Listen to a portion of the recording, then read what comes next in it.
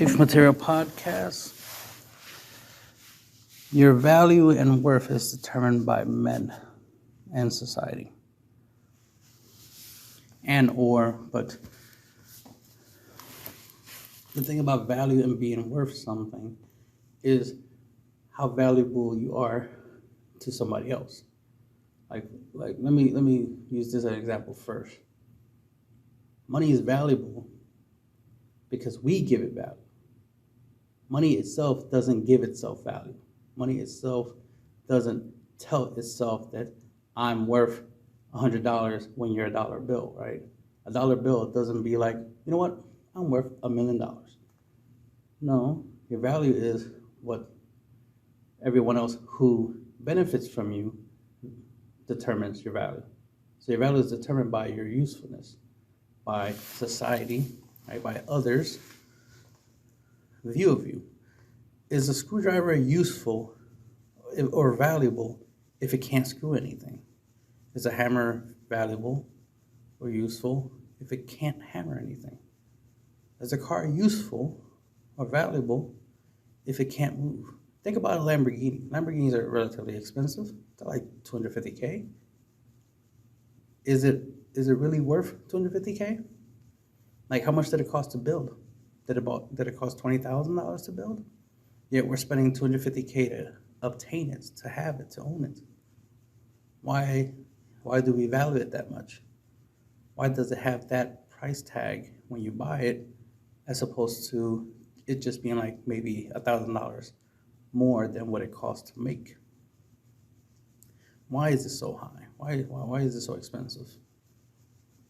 Right? The price tag on it is its value.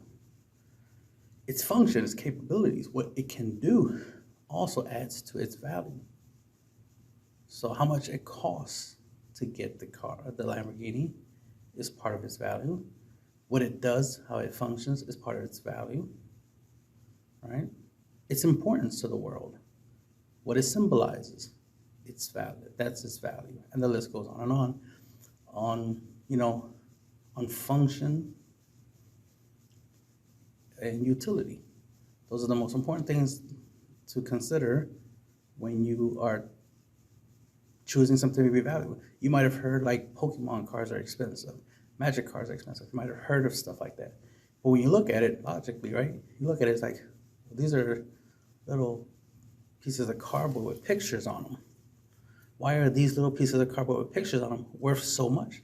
They're worth almost as much as a house, as much as a car. We understand the value of a car. We understand the value of a house. We understand the usefulness of a car and a house. But why are these pieces of paper with pictures on it equally as valuable? Why are we valuing it that way? Right?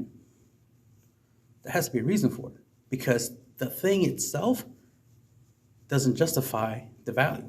A piece of cardboard with a picture on it is not justified to be $100,000 or something like that by itself. By its own existence, $100,000 for a cardboard picture is not justified. We can say the same thing about a car that's $250,000 called, and it's the Lamborghini. We call it Lamborghini, right? Its existence is not justified as $250,000 value, right? So what makes it that valuable? What justification is there for it when its own existence isn't the true justification for the value? What causes it to be valuable? Just like money, a dollar bill, a $100 bill. It itself individually, by itself, as how it exists, is not that valuable. If I'm right, to print money, it's like a fraction of a penny to print money, including a $100 bill. So a $100 bill is a fraction of a penny to create, to literally print it. Yet we value it at $100. So the thing is, like, why is it valued that much? And that goes with the same thing with the value of a man, the value of a woman. What makes a woman valuable? What makes her worth anything, right? It's not her self-worth. It's not her self-evaluation. You can, because the thing is, by default, right, it'd be rare, very rare for somebody to undervalue themselves. Think about the irony that when someone does like undervalue themselves, think less of themselves, most of us have a habit of, even I do this myself, have a habit of trying to give that person more value. Tell that person, oh, no, you're much more valuable than you think you are, right? We tend to want to give them more value. We don't want them to think less of themselves. But you know what's ironic? The same thing is the opposite is true. We don't want them to think too highly of themselves. We don't want them to value themselves way too much. So there's the balance between don't overvalue yourself, but don't undervalue yourself, right? A baseline that I like to do on average with most people is the idea that we're all equally valuable at the most basic level, right? Because we're all human, we're all living, we all have needs and wants, right? We all, live and die. So at the most basic level, we're equal. But then there's, a difference, right? There's some people are better than others because of their capabilities. You gotta think of yourself and everyone around you like smartphones, right? Some people have more apps, more capabilities than others. Some people have iPhones, some people have Android. I'm an Android user, for example. I notice most females, right, are iPhone users. Most guys are Android users, right? So notice that. Just pay attention to that. Notice that the irony in that. Most females have iPhones. Most guys have Androids. Isn't that interesting? Interesting dynamic. So of course, typically women will obviously highly value themselves. To them, price, just the appearance of being better, just even having a couple extra functionalities as a way to separate yourself from others, to make yourself more valuable. This is why in the modern day times, modern day women, try to make a lot of money and use that as a way of saying, hey, I'm valuable because I have money. And it's like, okay, not really. It's what you do with the money that would make you valuable. I agree that money is, a woman with money can be valuable if what she does with it benefits those who she wants them to value her. For example, if your boyfriend or your husband, your value, you bringing money to the relationship, so that way y'all can be financially secure, be able to afford proper housing, food, shelter, food, transportation, even vacations, this and that, right? Be able to help with creating a life together. That does give you value. It's not the money that's the value. It's your willingness to use the money to benefit not just yourself, but to benefit the relationship makes you valuable, right? Your ability to be considerate of not being wasteful, not only with your own money, but also not be wasteful with his money, right? Your husband or boyfriend. That makes you valuable, right? The fact that if you find an opportunity where someone can make more money, as an example, you would make sure that your boyfriend or husband is notified of that information, is aware of it. That way it gives them an opportunity, right? It gives them a chance to, if they're interested, to, take advantage of this situation and try to get that money. being considerate is very valuable. Just like being respectful, being kind, loyalty, right? Things of that nature. These are valuable traits. And that's the thing about something being valuable. It's the value of usefulness to someone else. So for you to be valuable, you have to be valuable to others, valuable to your friends, valuable to your family, valuable to your husband or boyfriend. You can't just be valuable to yourself and think that makes you valuable, period. No, that's good for you. That you value yourself. It's good that you care about yourself. It's good that you take care of yourself. These are things that is expected. This is something you should be doing since the day you were born and into the day you die. That's why it's so weird when I hear women talking about, the idea of finding themselves or loving themselves or self-love and stuff like that. It's like, you're supposed to love yourself since the day you were born. The reason you eat is because you don't want to starve to death, right? So you eat because you love yourself. You drink because you love yourself. You breathe air because you love yourself. You take a shower because you love yourself. You dress yourself so you can, because you love yourself and because you're trying to fit into society. Society says we got to wear clothes. That's why you wear clothes instead of being naked. Just saying, ladies, you wear clothes for a reason, right? So that's why the idea of being a little irresponsible with what you wear is an issue, because it's like, well, you're part of society. Since you're part of society, society has agreed that there's a proper dress code, right? There's proper attire. There's a like, for example, lingerie is created, right? Sexy outfits are created, but it's always been promoted for the bedroom. So sexy outfits, lingerie, underwears and stuff like that. That is mainly for the bedroom. Society has agreed upon that for hundreds and hundreds of years, agreed upon that idea.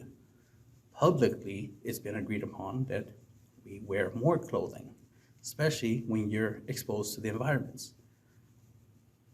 It is cute for me to see a woman and, in a skirt. But if we're outside and it's snowing, I would prefer her to wear something appropriate for that weather. If it was summer, yeah, wear the skirt. I like to see it. But logically, if it's raining really badly, or if it's snowing, or the weather is just really, really cold, I wouldn't want you to wear a skirt, because you're literally exposing your bottom half of your body to the extreme weather. I would rather you be comfortable and safe. Even though the outfit looks cute on you and all, and I'm a fan of skirts, logically, it's not the appropriate outfit for the weather, right? Even though I like lingerie, I like seeing women in bras and panties, it's not appropriate to be walking around out in public in bra and panties. Even if I like seeing it, and most guys like seeing it, it's not, a public attire, just because socially we agreed upon it. Now, if, we start voting and start, making it a social norm for women to walk around in lingerie, then that's a different story. Trust me, you'll get a lot of male votes. You might think the opposite. You might think, oh, nah, guys complain about what we wear. No, it's the fact that it's been agreed upon largely by women that, you shouldn't be revealing, showing too much of your body out in public. It's meant to be more private. But if we want to change that and make it where women can, show more in public, you will get a lot of male votes, that's for sure, if that was a thing, if we're going to vote on that. But just logically, like I said, for environmental reasons, social reasons, You know, you shouldn't be wanting too much attention anyway. You know, when you're out in public, you know, you want to blend in, not stand out. But of course, we know the real reason why most women dress a certain type of way is because they want to stand out. They want attention. If they didn't want the attention, they would dress to not get attention. Right? Just like when a guy wears a suit, it's so he can look good. Look good means attention, for him to stand out, for him to look, you know, for him to stand out of the crowd, for him to get noticed. Guys do it too. Guys dress a certain way for attention, which is why when we say, ladies, y'all dress a certain way for attention, for male attention, is we know what we're talking about because we do the same thing. We dress a certain way for female attentions. One of the most recent thing I've been hearing about is the whole gray sweatpants thing. Women objectifying men that wear gray sweatpants. Yet they're the same females, right? They complain about guys objectifying them and saying something about how they dress. But y'all do the same. And y'all been doing it for a long, long time, so this is nothing new. You know, shit, even when I was a kid, you know, always, you know, hearing, you know, older women and teenage women, like females, you know, just talking about guys, how they dress and how they look. You know, how the guys who play sports, you know, look attractive in their shorts, right? Versus the nerds, right? How the nerds dress. And that's always been a thing. Women always judge men based off of how they dress, based off of what they own. So if they own a car, regardless of what kind of car, as long as it is a car, that was more impressive than walking or taking a bus or riding a bike or your mom picking you up. Women were more impressed by you having your own means of transportation, a little bit more mature, aka a car. If you have your own place, your own house, instead of living in your mom's house, that was more impressive. And it didn't have to be a mansion or some expensive place. It just had to be a house. It just had to have 4 walls, and it had to be yours. It couldn't be you shared it with somebody else. Have your own place. Because typically, women wanted you to take them in your car to your house to spend time with you, alone. Whatever happens, happens, but typically we know what happens. She's not going to go there for no reason. She has an agenda. And of course, you have nothing against the agenda, so of course you're going to go along with it because you have the same agenda, to spend time with each other, doing together things.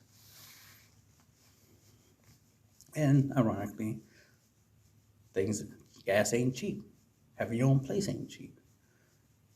Having nice clothes ain't cheap. Smelling good ain't cheap.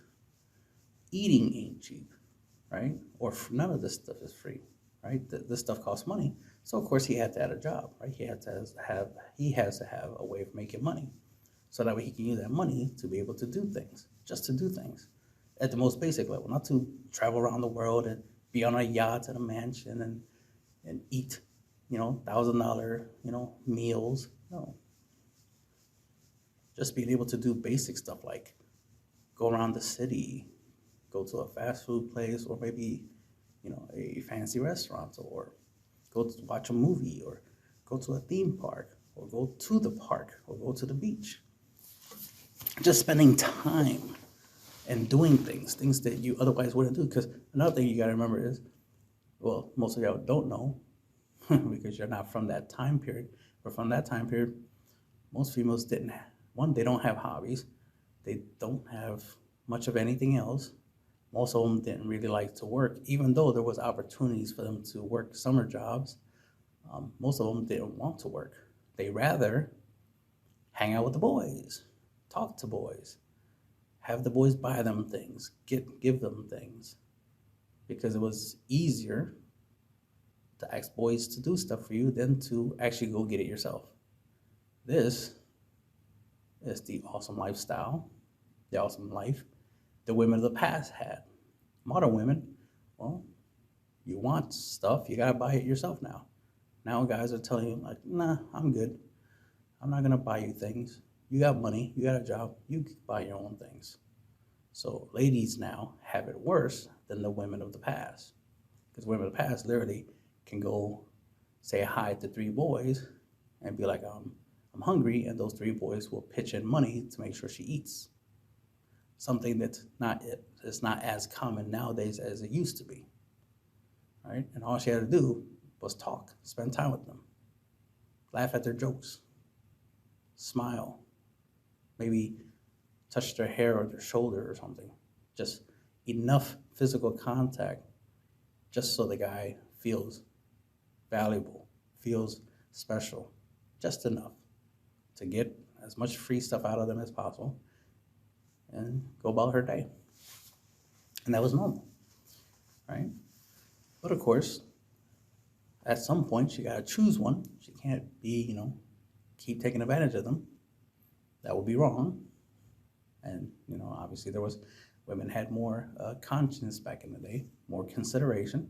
So eventually, out of, spending time with these guys for a bit, she chooses one. And he becomes the boyfriend, which whittles down the, the attention and whatnot. But at least now you got one guy that will give you more attention, more money, more of what you want. And, whatever happens after that, marriage and all that other good stuff comes after that. But that's the way that things used to be back in the day. It was very different. But like I said, nowadays life is harder for women because they have to earn their keeps. They want food, they have to work for it. They want a roof over their head, they have to work for it. They want to travel, they have to work for it, and the list goes on and on. And the reason why is because corporations want you to. Corporations want you to do what guys used to do. And the funny thing is, we did what we did, work, right, make money and stuff like that, was to provide you those luxuries, to provide you the ease of life. We made life easier for y'all, not the other way around. Now, granted, you didn't make life difficult for us. I'm just saying you didn't do a lot of things to make life easier for us specifically, right? You didn't do a lot of the manual labor that we did. You did some labor, but those labors were of easier difficulty than the stuff we had to do. And but the reward is we get to spend time together. We get the kindness, as shitty as the world could be, right? Especially if I'm constantly dealing with other guys competing with me, and they're, and I'm having issues with them, and we're competing and we're trying to be better than each other and stuff like that. I can come home and get cheered, right? Get a pep talk from my wife, right? From my significant other. She would cheer me on. She would support me. She would be like, "You're better than the other guy. You will beat him. You'll get the promotion. This, that, and third." All that positive stuff. And of course, if I achieve the promotion, make more money, what does that mean? She gets more money, doesn't she? Right? She gets to, finally go on that vacation she always wanted, and I'll pay for it. She doesn't have to. All she had to do was support me, encourage me to get more money, so I can afford for the trip. That was easy. That was the easy life back then. Like I said, she didn't have to do much other than be positive, be the positive in my life. When I'm having a bad day, she makes the day less bad. These are the things that women of the past did. It made their life better, right? Because they didn't have to do much other than be positive, right? And then reaffirm me as a man with positivity, encourage me, support me. I mean, if you look at it as just like lying to me, hyping me up, manipulating me to make more money, all right, fine, you can look at it that way. But we accepted, we liked it. Because one, as men, we like doing things anyway. And being told that what we do is good. Like, yeah, you're amazing, you're awesome, make more money, you're the best husband ever, make more money. We're going to do it. Because we get that validation, right? Through that encouragement, that, yay, you're the best, you can do it, you can make more money, you're amazing.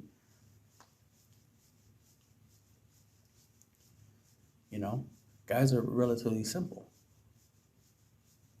We don't ask for too much, but we do too much.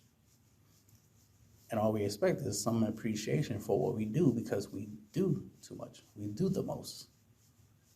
And the world benefits from us doing the most. A lot of inventions, a lot of the technology we have on this planet right now is from guys doing the most, guys doing more than necessary. Right? Instead of just making enough money to travel and food and fun and bills and this and that, some guys are going above and beyond. Some guys are creating Amazon, right? Making the world easier, making it easier to buy whatever you want and get it delivered to you instead of you going to go get it. Think about it. Women used to do the shopping in the family, in the household. The man would give the wife money while the man is at work. The wife will go out shopping. But now you don't even have to leave the house. Now you can just order from your phone. You can go, to your friend's house and chill for a bit and order whatever the house needs, whatever you need to order. You don't have to stay home and order anything. You can just go out, do whatever you want.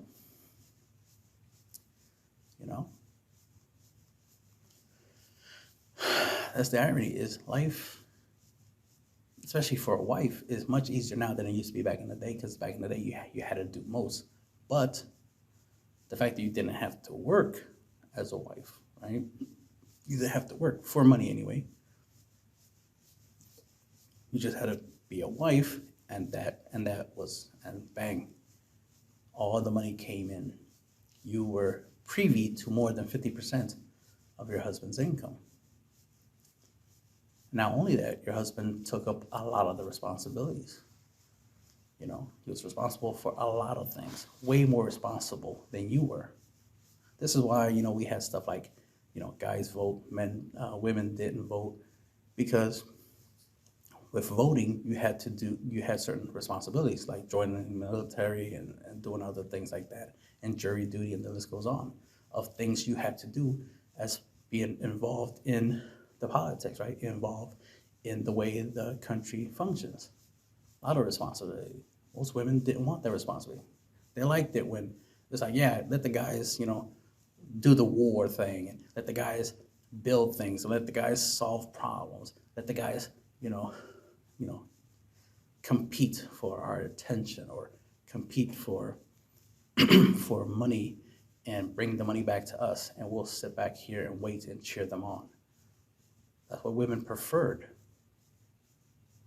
Shit, if you tell any guy now, like, oh, that's how it used to be for women, would you guys want to have a life like that? They'll be like, fuck yeah.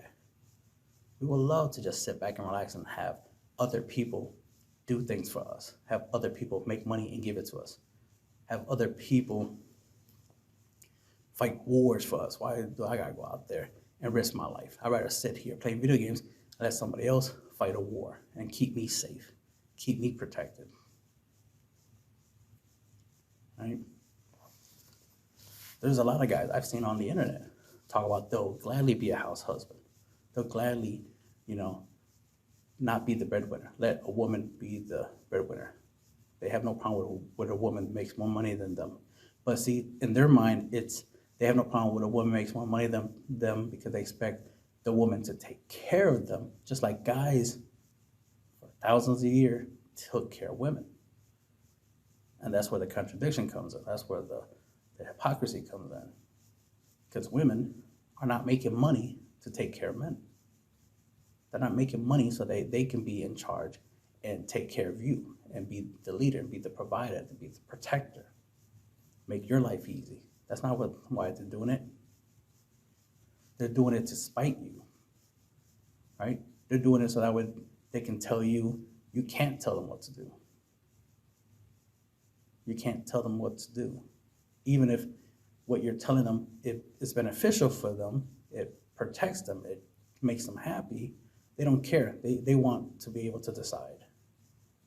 Even if their decision is wrong, even if the decision is the worst decision ever to be made by a human being, they just want the ability to do it. Which is weird. It's like, well, if you're not good at making decisions, you shouldn't be allowed to make decisions. But they want the ability to. Think about that. That's a contradiction in itself. You're not the best at making decisions, but you want to be the one to make decisions. I prefer whoever is good at making decisions to make decisions. So if there was a female and a male, and I noticed that the female has better decision making skills, she has better ideas than the guy, I would follow the girl, right? I would follow the female because she has the better ideas, the better decisions, right? She's better at making decisions. I'm not going to be like, oh no, he's a guy, I'm going to trust him. No, I'm going to trust whoever is correct, whoever has the best ideas is the one that gets the credit. I give credit where credit is due. So, which is why when I hear most females not being appreciative of what men have done for them and still do for them, I don't appreciate that, because it's like, well, that's ungrateful. You're not giving credit where credit is due. There's a reason why we got the term man-made, not woman-made, is because men make the most shit. Men don't get credit for women giving birth, right? That credit is given to women. But men are involved in the process of women getting pregnant, which is why it's not surprising that when a woman gets pregnant and she's not happy with that, she wants to blame the guy for her getting pregnant, even though she allowed him to be able to.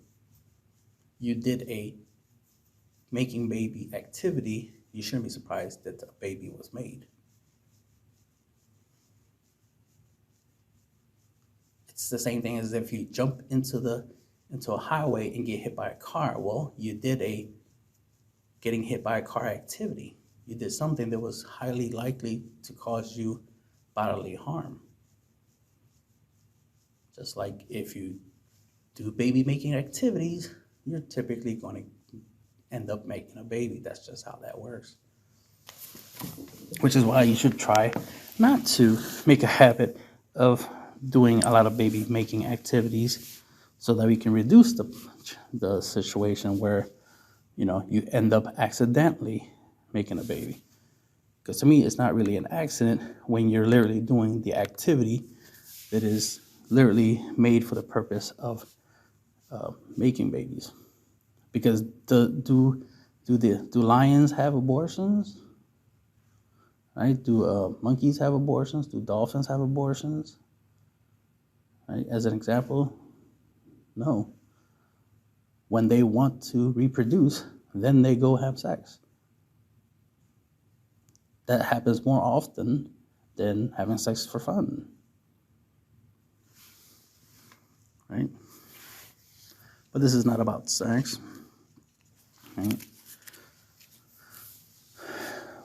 We really need to get back to looking at the past, right? So we can learn from the past, learn from the mistakes of the past, of course, and learn to improve.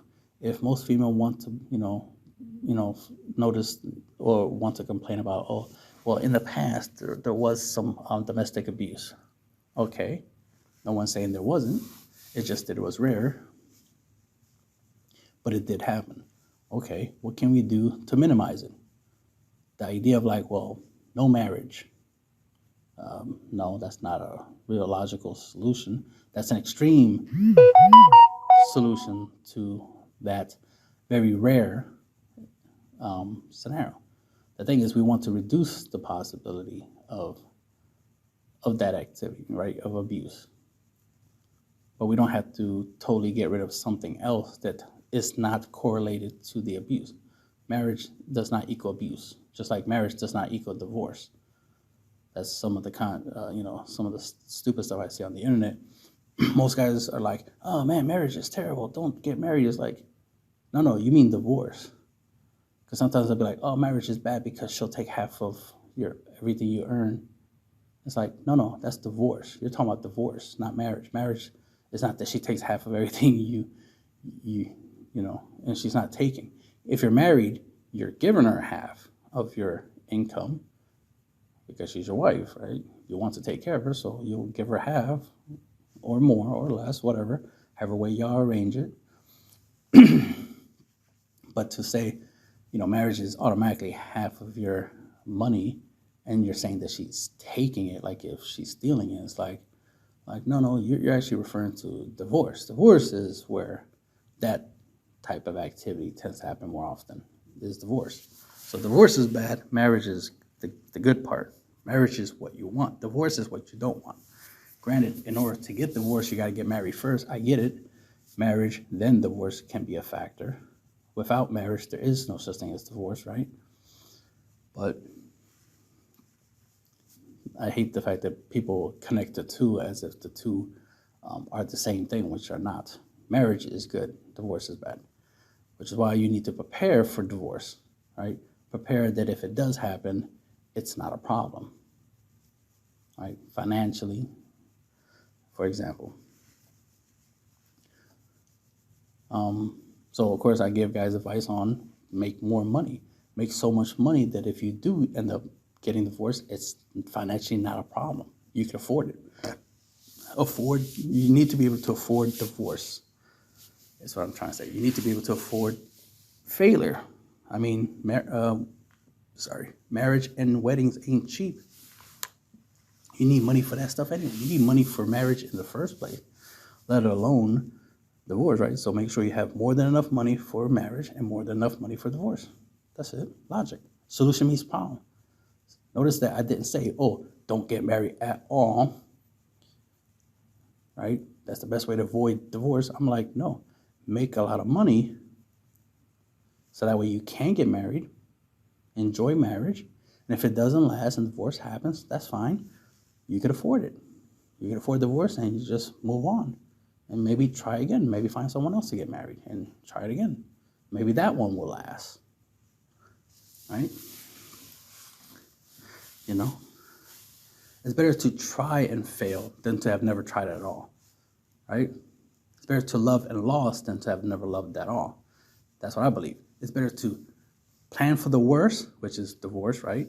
Or a breakup, but hope for the best. Hope for a long-lasting relationship, a long-lasting marriage, right? Till death do you part type stuff.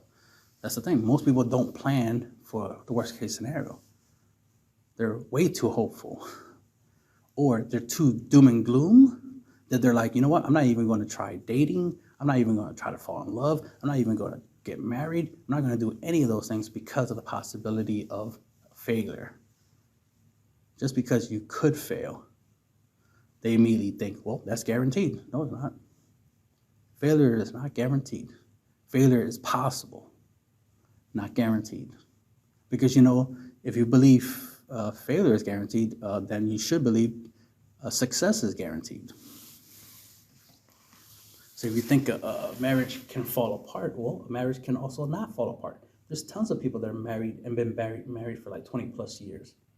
I've seen some people who've been married for 10 years get a divorce, but then complain that they were married for 10 years. Is like a guy would complain like, oh man, we were together only 10 years. And it's like, only 10 years? Shit, that's amazing.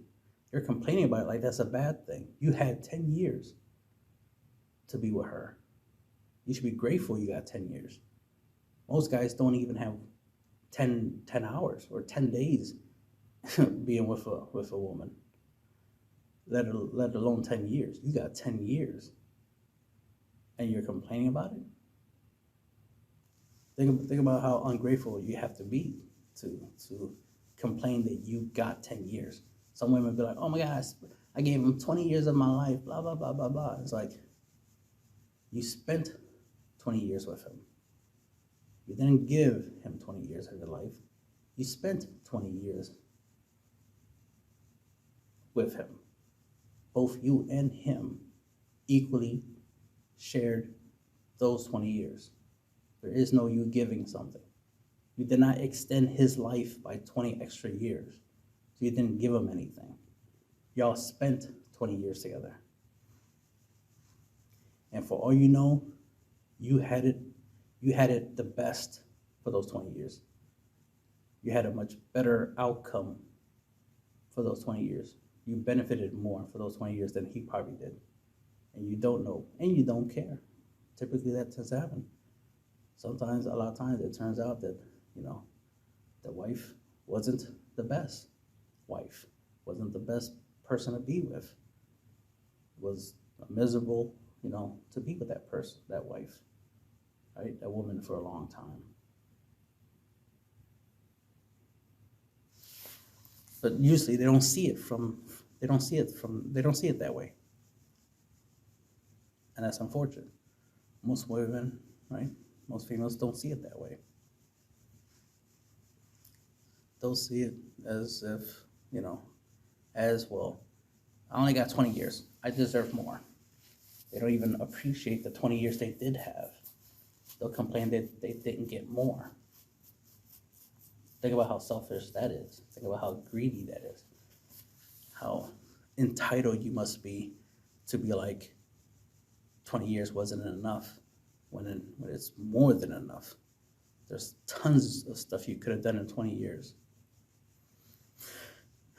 And then, the idea of like, oh, women are smart, women are equal to men. It's like, if that was the case, and I want to agree with it, it just, women haven't proven it.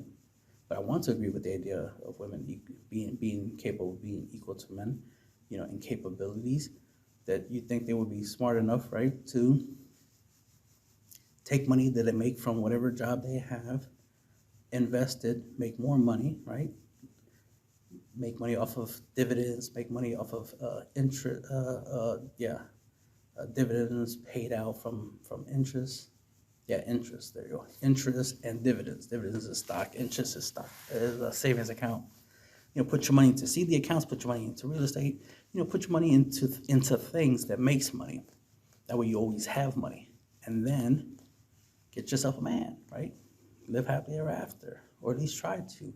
If it doesn't work out, that's fine. At least you got all this money, all this recurring income, right? All this interest and all this dividends coming in. You have money, making money. So make sure you learn to use your money to make money so you don't have to work to make money. That way you always have money. That way you are financially independent. I respect women who are like, oh, I'm financially independent. I hate when women say, oh, I'm independent, because you're just trying to say you're single. I'm independent, AKA I don't need no man. Okay, then why are you talking to me? Why are you bothering me?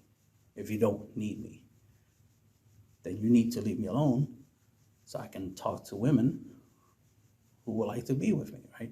Who need me. I want to be needed because I'm useful, I'm valuable. I have use. If I don't have use for you, right? If I'm not useful to you, that's fine. Good that you're self-sufficient. Good that you don't need me. That's good for you. Then leave me alone. If you don't need me, stop blocking, right? Stop getting in the way of other women who do need me, who would like to be with me, because I can do for them what they either can't do for themselves or choose not to do for themselves. It depends. Just because you have the capabilities of making money, therefore you don't need me you don't need my money, doesn't mean there ain't a woman out there that, is in a different situation. She might be not capable of making money, so she would need me, or she just doesn't want to. Maybe she doesn't even value money like that. That'd be interesting. That'd be my kind of woman right there. A woman that believes in what I believe. Because I don't even value money. I don't care about money. But money is useful. It's a tool. It's just like a hammer. I can use it to do whatever I want, right? So money is useful. To me, money is a tool. So if I find a woman that also believes in that believes that money is just a tool, so, me having the hammer, right? Me having the tool and using it so that way I can provide us a nice, comfortable life, then she'll be interested in being with me, right? Because she don't care about money, so she doesn't care to have her own money. She don't care to go chase the money herself. She'll just be happy with whatever is available, right? So if a mansion is available because I have a mansion and we share it, she's grateful. If I have a whole bunch of cars and she can use whichever one she wants, she'll be grateful, and the list goes on. What's mine is hers, and what's hers is hers, right? That kind of stuff. But she barely has her own stuff because it's easier just to use all my shit. And I have no problem letting her use it because she's with me. We're together. That's how that works. What's mine is hers, what's hers is hers, right? Or what's hers is mine, right? It is her body, her choice, but she did choose to let me use it, and I appreciate it. Just like I choose to let her use my stuff, my income, my resources, my friends, my network, right? Even my body, right? If she wants me to carry heavy things, I'll carry it. And that's the way it should be. I do things for her, she does things for me. That's what makes me valuable to her. That's what makes her valuable to me. Because one of the things I noticed is that the idea of women making money, other than, the main reason they're doing it is to be selfish, they're not doing it to, help out anybody else but other than themselves,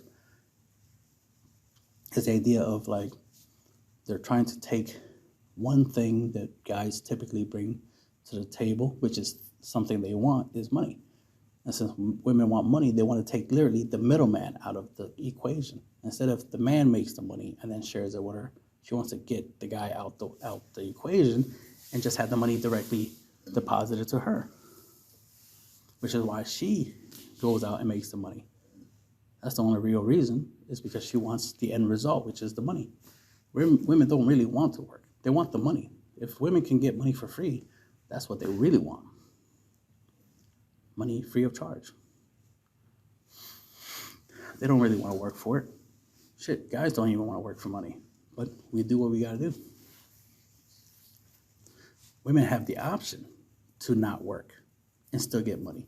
Men don't have that option. Men cannot not work and get money. And I've seen this time and time again. I've even experienced this. I've even tried, living without, having a steady stream of income. Yeah, it doesn't work too well. Life doesn't favor me, favor men in that capacity. But I saw that, some females that I know, family members, that even without a job, we're doing just fine. You want to know why? Because they're female, and it's not that hard for them to get a guy to do things for them. It is hard for me to get guys to do things for me. I can't have a guy and be like, hey, you got a job, you got money, hey, pay, I'm hungry, buy me something. It's not going to work. He's going to say F you. So guys have no problem taking care of women, but women always have no problem taking care of guys, and guys definitely don't take care of guys. See the pattern there? Things lean way better towards women than it does towards men. So my value comes from my ability to get resources. A woman's value comes from, ironically, her functions. One, her existence is part of it, right? Her functions, right? How useful she is to everyone around them. Whether it be your personality, your appearance, because sometimes even just showing up somewhere, just a woman showing up somewhere is more than enough to make things better. It'll make guys happier to see her there. It'll make other females feel safe. That's one of the many things women say is like, oh, I felt safe when seeing another woman here where I'm at, because it was just a bunch of dudes. But then when some females showed up, I felt safe and I felt better. It's like, okay, see, a woman's existence has positive results. And then, of course, all the guys happy to see them. They're being extra nice to them. The usual stuff. So that right there lets you know your worth. Your worth is how everybody else perceives you, how everybody else treats you. That is your worth. But your worth to those people specifically. Because let's say you walk into a room and all the guys in the room, they like you, right? They treat you extra nice. But there's this one guy that just don't care. He's barely even noticing that you're there. He's minding his own business. There he is. That's the guy you'll be interested in. You ignore all the guys giving you attention. But the guy that's not giving you attention, that's the guy you're interested in. That's the guy you're wondering, why isn't he valuing you? All these other guys easily value you. So you feel validated. You feel valuable. But this one guy doesn't see you as valuable. And you're wondering why. You're curious why. If anything, you want him to value you. You want him to value you more than all these guys who are valuing you already. Them value you means less to you than this guy. This guy's opinion of you, this guy's view of you, how this guy treats you is way more valuable to you than all these other guys combined. Think about that. So your value does not come from you. Your worth does not come from you. You can tell yourself you have value. You can tell yourself you have worth to yourself. But that means nothing to the rest of the world. You can say you're worth $1 million. To everybody else, you're probably just $20. Your value is $20 to them. You're only as useful as a $20 bill. But for you, you think you're worth billions. Right, to each their own. But that's just the reality of the world that I'm trying to point out for you ladies, is that your value will always be determined by how useful you are to others. Especially if you're trying to be in a relationship with a man, is how useful you are to them. That's why the whole question of what do you bring to the table is, what of value do you bring to the table? If you're going to say, well, I am the table, you better be able to prove it. You can't just say, well, I am the table and think that that's a proper answer, because that don't make no sense. If I ask you to literally bring something to put on a physical table, you're going to say, well, I am the table, and you're going to throw yourself onto the table, and you're going to transform and manifest into a physical table on top of a table. See how that don't make no sense? There's a reason why we use the table thing as a metaphor. It's a way of representing something you can relate to, something you can understand. Like, oh, okay, I understand. Usually you bring food to a table, right? You put food on a table. You could put other items on the table, like a birthday cake, food, decorations, money. There's physical things you could put onto a table, right? But there's other things you can put onto a table, right? Traditions, beliefs, spirituality, love, right? Since this is supposed to be a metaphorical table, you can put things that aren't necessarily physical. You can also put, spiritual or metaphysical stuff on there as well, which is why we use the term, what do you bring to the table? What do you metaphysically and physically can you bring to a table? Do you bring yourself to the table, right? Do you bring, money to the table? Do you bring other things? But ultimately, we understand you have money, ladies. We understand you want to bring that to the table, and we're not against it. We just don't value it as much as you do, because it's just money. Unless you're going to, Let us use it to do things. You're going to share it. If you're not going to share the money, then don't mention it because it's pointless. It's useless. Just like if you're not going to share your body with us, don't mention it, right? Because that's useless. And I've seen some women, well, I'll bring in some bomb-ass sex. We would like to believe that's true, but the fact that you said it that way makes it implied that, yeah, that's probably a lie. You're probably not going to bring that at all. I'll probably get it for like the first couple weeks or maybe month, but after that, that bomb-ass sex you say you bring to the table is probably going to dry up real quick. You're going to be bringing it to the table less and less. And what we say what you bring to the table is what you bring to the table permanently. What will always be available at the table is what we're talking about. Not something you're just going to give us, once in a while. Because if I bring money to the table, for example, I'm going to bring money that's always available. It's not going to be just that one time. Just like bomb-ass sex can't be just that one time. Right? Whatever you bring to the table has to be for the long haul. If we're going to have a 20-year relationship, well, 20 years of me paying for stuff, right? And 20 years of you bomb-ass sex, right? As an example. Bomb-ass cooking, bomb-ass memories, bomb-ass decision-making, bomb-ass loyalty, whatever. Whatever you bring into the table has to be the very best that you have to offer that no other woman can offer. And what I bring to the table has to be the stuff that you value, right? Stuff that you care about. So all I'm saying is, or guys in general, when we say what do you bring to the table, we're just saying what do you bring to the table that we value? What do you bring to the table that's useful to us? That way we can share what we have. We're going to share with you what we have, what you have to share with us. And that's the end of the podcast.